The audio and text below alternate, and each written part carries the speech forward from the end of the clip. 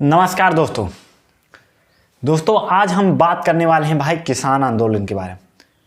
जो 2020 में चल रहा था वही भाई 2 साल बाद सेम 2024 में किसान आंदोलन शुरू हो गया। तो इसका शुरुआत भाई जिस तरह से हुई थी 2020 वाला किसान आंदोलन देख लो, आपको रोना आ जाएगा। उसमें कितने किसानों को कुचल दिया गया था, कितने किसानों को मारा गया था, लेकिन सरकार उनको गाली देकर खालिस्तानी बोलकर उनको दरकिनार कर दिया था। लेकिन उस समय किसान जो थे, किसान मोर्चा जितने किसान थे वो लोग सारे मान गए थे कि भाई हमारी सरकार हमारी बात मानेंगे।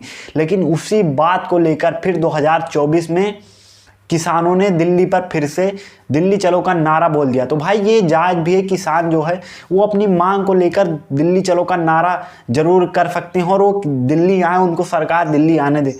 क्योंकि भाई जब उन तक वो चीज़ें नहीं पहुंचाओगे तो वो अपनी चीज़ें जो है अपनी धरना प्रदर्शन करना डेमोक्रेसी का सबसे पहला अंग है कि भाई कोई भी आंदोलन कर सकता है। फिर चाहे महात्मा गांधी के ले लो, उन्होंने किया था, फिर चाहे केजरीवाल को, चाहे अन्ना हजारे को लो, सब भी जब इनकी मांगें नहीं पूरी होती हैं तो ये लोग आंदोलन के जरिए अपनी बात को पहुंचाते हैं। यही कारण है कि भाई अब किसान लोग हैं बहुत उनके खपा हैं, सरकार से बहुत गुस्सा है। और गुस्सा क्यों ना हो, सरकार ऐसी हरकत कर देती है गुस्सा वाली, तो उनको गुस्सा होना जायज़ होता था। गुस्सा इसलिए हो जाते हैं कि भाई उनकी एमएसपी देख लो, मिनिमम सपोर्ट मूल्य जो होता है, प्राइस होता है, वो भाई सरकार जो है किसानों को नहीं दे रही, सब्सिडी नहीं दे रही है।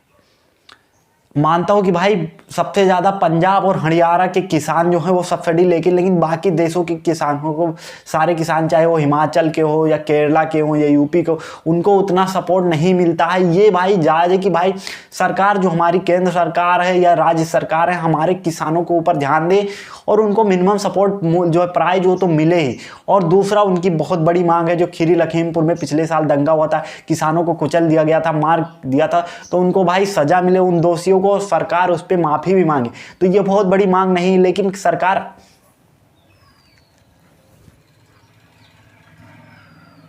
ये बहुत बड़ी मांग नहीं, लेकिन हमारी सरकार जो है इस पे अड़ी हुई है कि हम भाई ना ही माफ़ी मांगेंगे ना उनको भाई मुआवजा देंगे। तो भाई ये सरकार की हरकतें बताती है कि भाई अच्छी नहीं।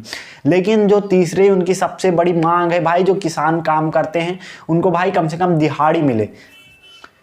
और एमएसपी जरूरी क्यों है भाई, इसके बारे में सबसे पहले बात कर लेते हैं। क्योंकि एमएसपी भाई जब किसी आप सुनते होंगे, न्यूज़ में देखो या सोशल मीडिया पे स्क्रॉल करते हुए देखो, तो किसानों की बहुत बदतर हाल।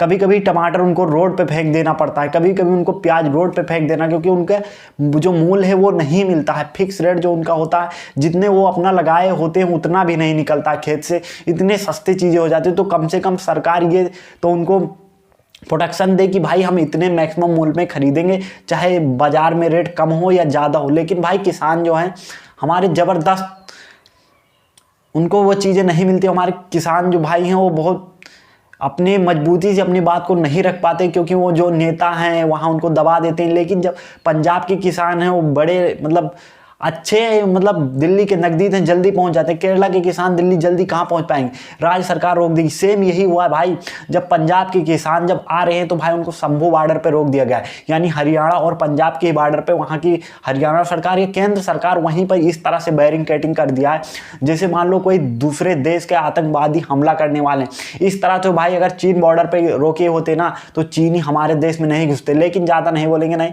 हमारे ऊपर भी FIR हो जाएगा। लेकिन ये भाई सरकार की हकीकत है। और हकीकत क्यों नहीं, क्यों हकीकत इसलिए है क्योंकि हमारी सरकार जो है बहुत ही घटिया काम करती है। आप देख लो, चाहे रेफलर का आंदोलन जब वो कर रहे थे हमारे रेफलर, तो उनको भाई मारा पीटा गया, अंदर किया गया। जब भी देख लो हमारे वकील भाई करते हैं प्रदर्शन, तो उनको, क्योंकि सरकारें जो है कभी किसी के ऊपर ध्यान नहीं देती, वो डेमोक्रेसी का पूरा एकदम तहस नहस करने के प्लान में है। ये हमारी केंद्र सरकार में, मैं खुल के बोल रहा हूँ, ऐसी बात नहीं। क्योंकि भाई किसान आंदोलन होता तो उनमें कोई बोल देंगे खालिस्तानी है, कोई बोल देंगे आतंकवादी, कोई बोल देंगे तलवार लहरा रहे हैं, कोई बोल रहे हैं मर्सिडीज से आ रहे हैं। भाई अच्छा, बड़े बड़े जो कैपिटलिस्ट है, बड़े बड़े इंडस्ट्रियलिस्ट लोग, वही मर्सिडीज से चल सकते हैं, वही BMW से चल सकते हैं। हमारे किसान भाई जो हैं वो BMW से नहीं चल सकते। ये सवाल है हमारे सरकार से, क्योंकि जो बोलते हैं कि किसान जो है BMW से आ रहे हैं, मर्सिडीज से भाई क्यों ना आए हमारे किसान भाई, वो इतने मेहनत करते हैं, उनके पास भी BMW और मर्सिडीज है तो केवल जो बड़े बड़े पूंजीपति हैं वही BMW और ऑडी से चल सकते हैं, हमारे किसान नहीं चल सकते लग्जरी गाड़ी से। चले भाई, हमारे किसान आगे बढ़े और हम लोग, ये देश भाई 70% इस देश में केवल किसान ही किसान है, 30% और 70% किसान है। तो इस देश में भाई अगर सारे लोग गरीब रहेंगे तो इस देश का क्या हाल बन जाएगा।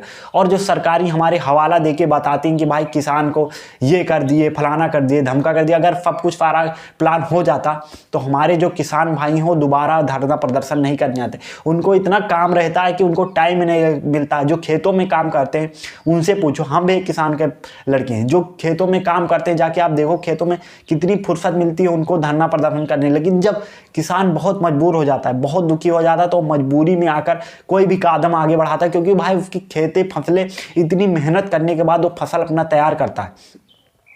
जो इतनी मेहनत करने के बाद अपना टमाटर तैयार करेंगे और वो इतना लागत भी ना निकले और सस्ता हो जाए टमाटर, तो भाई किसान है तो फांसी लगा ले आप। और चौथी जो सबसे बड़ी मांग है वो भाई कर्जा माफी पे। हाँ, बड़ी बड़ी लोगों की, गौतम अडानी या बड़ी बड़ी इंडस्ट्री लोगों की, पिछले देखा जाए डाटा 2014 से और अब तक का डाटा देखा जाए तो सरकार ने 7 लाख करोड़ रुपए माफ किया है बड़े बड़े इंडस्ट्री। और किसानों का कितना माफ किया? नहीं किया। यह दिखाता है कि हमारी तानाशाह सरकार, वो किसान जो भाई ट्रैक्टर निकाल लिए, कोई कृषि का सामान निकाल लिए, उनको भाई कर्जा नहीं माफ हुआ, उसके बाद वो फांसी लगा लेते हैं, आत्महत्या कर लेते हैं, सुसाइड कर लेते हैं। तो ये है भाई हमारी किसान। जो भाई जवान मूवी में दिखाया था, शाहरुख खान ने एकदम सही दिखाया था कि भाई हमारे किसान लोग जब उनका भाई कर्जा माफ नहीं होता, ज़्यादा हो जाता है, ट्रैक्टर खराब हो जाता है कि ट्रैक्टर चलते नहीं, बारिश हो जाती, मौसम खराब हो जाता है, फसलें उतनी महंगी बिकती नहीं, कभी कभी धान सड़ जाता है, कभी कभी ओले गिर जाते, धान की हालत ख़राब कर देते। तो ये भाई हमारे किसानों के ऊपर ही असर जाता और सरकार अपना तो पल्ला झाड़ देती कि भाई ये तो प्राकृतिक है, ये इन्वायरमेंट प्रॉब्लम है। तो भाई ये किस पे ध्यान देगा? ये सरकारी हमारे एक बीमा बनाए कि हम फसल को इतने महंगे इतना सस्ता में खरीदेंगे, एक फिक्स रेट बनाएं और वो खरीदें और भाई किसानों को मैक्सिमम तभी अन्न मिलेगा खाने को, नहीं तो भूखे मर जाओगे। जो दिल्ली में बैठे हो ना, अगर हरियाणा और पंजाब से और यूपी से मेरठ से ना जाए खाने पीना का, तो दिल्ली में जितने लोग बैठे हो उनको पानी और खाने का तरसना पड़ेगा, ये समझ लो। तो भाई मिलता हूँ नेक्स्ट वीडियो में, तब तक